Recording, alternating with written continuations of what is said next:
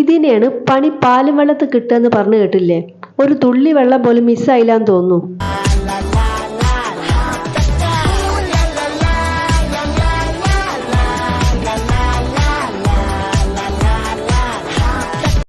ഇനി യജമാന് അടുത്ത പണി കൊടുക്കാൻ പോകുന്ന ആളെ കാണാം.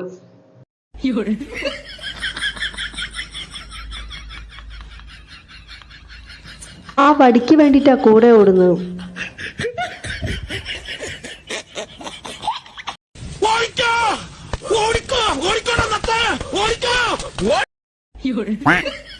പാവത്തിന് ഹെൽപ്പ് ചെയ്യാൻ അവിടെ ആരും ഇല്ലേ?